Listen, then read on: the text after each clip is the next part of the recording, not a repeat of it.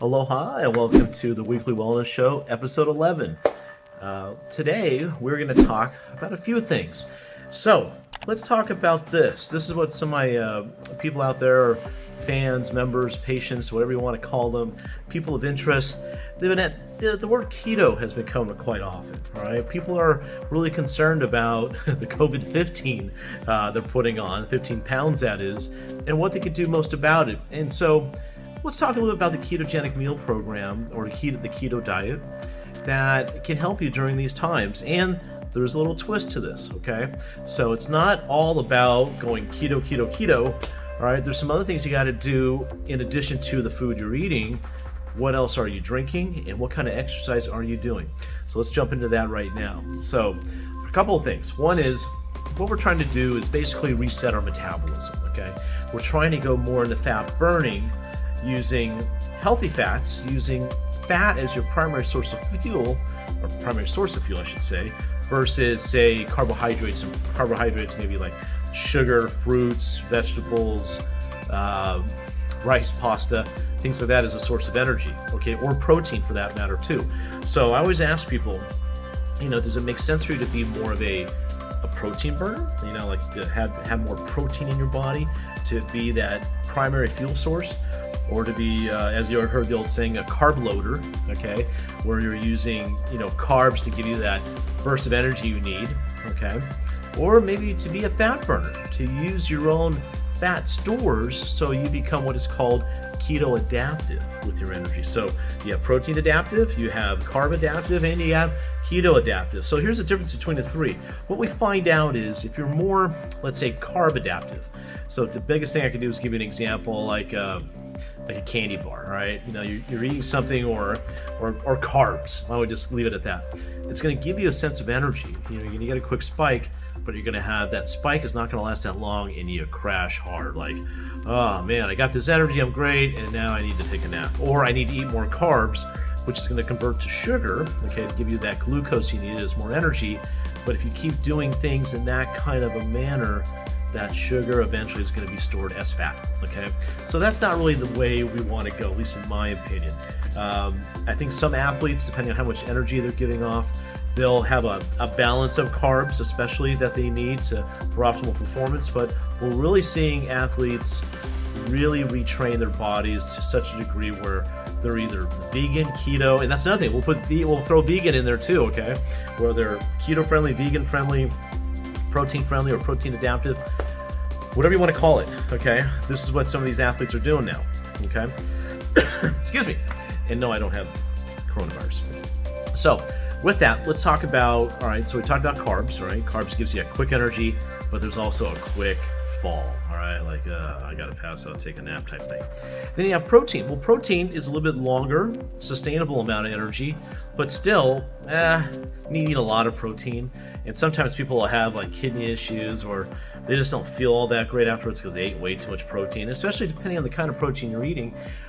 Are you eating lean, healthy protein, or are you eating protein that's maybe coming from not so good sources, all right? That maybe is not as lean, that's maybe from a fast food restaurant, that's not from a good source of where you want to get your protein from, okay?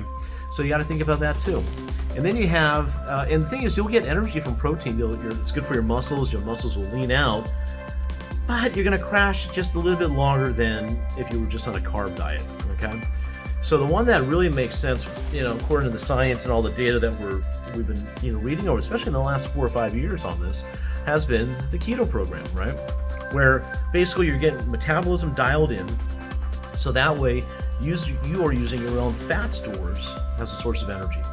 So how does that look? Well, you're drinking a lot of water for one thing. And so, and just about every diet out there, or every type of meal program out there, requires you to drink lots of water. Because why? It's cleansing, detoxifying, and it's another thing that's going to really help you get your metabolism in place. And plus, the more water you drink, the less hungry you're going to be. So that's another big bonus of drinking water.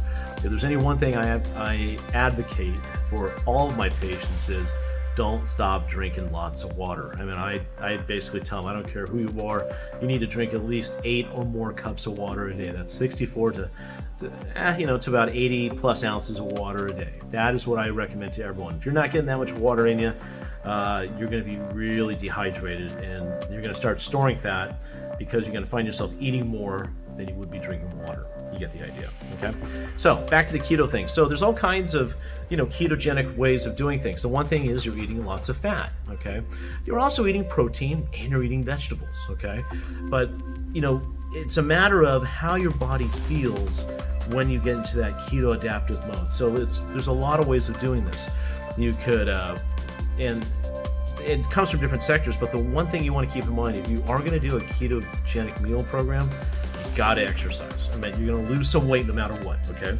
But if you want to see sustainability and more weight loss and really get you points where your muscles are really lean and that you truly become keto adaptive, you've got to get your legs moving, your thighs firing. Basically, you got to get your butt moving, okay? You got to, do some cardiovascular work, fire those muscles, break a sweat, do whatever you got to do. And then also at the same time, make sure you have the optimal nutrition plan to go with it, okay? So if you're going to do keto, we also want to make sure that you're getting the right nutrition, right supplementation. There's all a big balance here, okay? Because you're going to be putting your body under a lot of stress with the exercise, with how you're going to be eating, and your body's also going to go through some pretty adaptive things. And that's what we talk about keto adaptive. So keto adaptive basically means that you're using more of your fat as a source of energy, hence keto adaptive, okay, rather than relying on carbs or protein or other kinds of sugars, okay? And that's where you want to be. That is kind of like, as an example of a keto adaptive person, think of like a fireplace, right, or a campfire, and you could, the fire's lit, you keep throwing paper in there and everything else, but that paper is going to burn and go. But once you get down to the coals, once you get down to underneath the wood and you get to the coals, that's a long-lasting burn. That's where you want your body to be. It's where you're burning fat, you've ignited those coals, and now you're just going like there's no one's business, and you're using your own excess body fat as a fuel source, okay? You're still going to consume fat because your body needs fat. We're talking about healthy fat. So let's talk about a few of those. I'm a big fan of certain products out there. Like, for example, I love cooking with coconut oil, but another thing I've been really enjoying is cooking with avocado oil. I'm one of those guys that likes to cook things at high heat because I'm in a hurry. I want to eat. I want to get this done and go. So if there's 2 oils I recommend for high heat cooking, one is coconut oil. I usually like to get something that's organic, non-GMO, or avocado oil. Okay, now of the 2, I find that avocado oil seems to be the less, let's say, invasive, meaning that a lot of times people have a nut allergy, coconut, and some people don't, but I find my body works best with high heat cooking using avocado oil. And there's also blends too. You can get avocado and coconut, or you could have just avocado oil, you could have just coconut oil, whatever works best for you. I basically found through my testing of my genes, by getting a DNA test, I found that my body actually resonates better with avocado oil than it does coconut.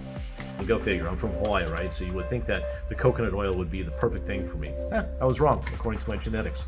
So we want to keep that in mind. Other things you want to do too is we got to think about, we want to have vegetables, but we love salad dressings. We love all kinds of things. So we want to use dressings that are keto adaptive, right? Or that are keto friendly.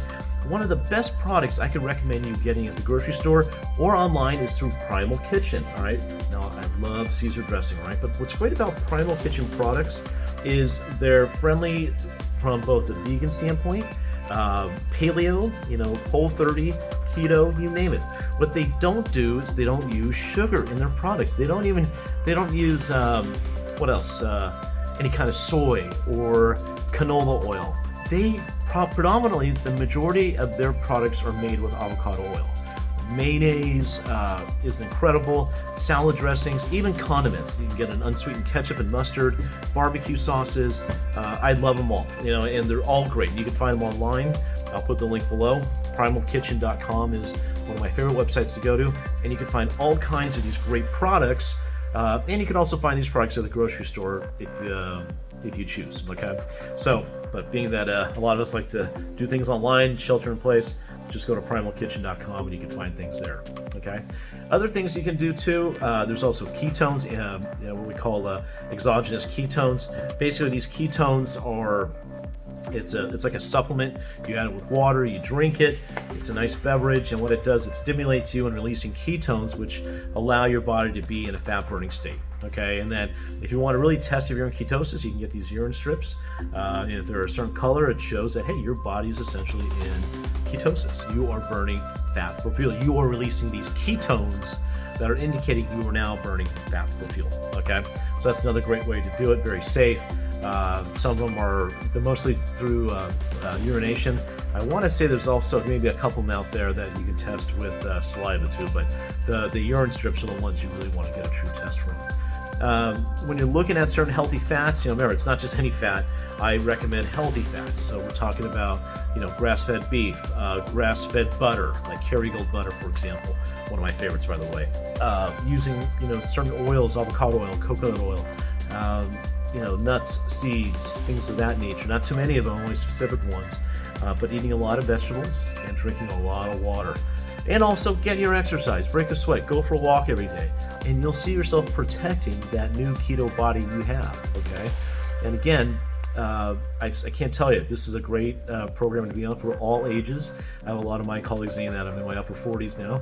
A lot of my colleagues are losing weight, at least 7 to 10 pounds a month, all right, being on this program. And it's a very slow and safe way. A friend of mine just recently shared with me he burned 35 pounds in 5 months during shelter in place. And I'm amazed because let's just say he's not really the best person when it comes to discipline under any kind of meal program, but I got to give him kudos because he looks amazing and he's doing well. And it's also, you couldn't have picked a better time to lose that extra weight your body has, especially during this COVID-19 era. So anyways, I hope that was helpful to you. There's so many different ways of doing this, and if there's 2 resources, and I mentioned them in the past, that I'm high on, and by the way, these are resources I don't get any kind of kickback from, and nor do I want to, but I truly believe, because I share these resources with my patients. There's 2 websites. Go check out dietdoctor.com. That is a major low-carb, high-fat, just healthy eating in general website. Lots of great information, good doctors, good people. There's no sponsorships involved that have their own interests for you to buy products, but it's a great learning site. And the other one is primalkitchen.com, where you'll find these dressings, sauces, condiments, all kinds of things like that. Great recipes, great articles, blog posts. Follow them on social media. I mean, a lot of good information of people just trying to help people stay healthy so they can live longer and have healthier, happier lives. So I hope you like that. Before you go, just so I know you're alive, click the subscribe and help keep you well. Tag on the bell. So anyways, I just want to say thank you for being here with me today, and we look forward to seeing you next time. Mahalo.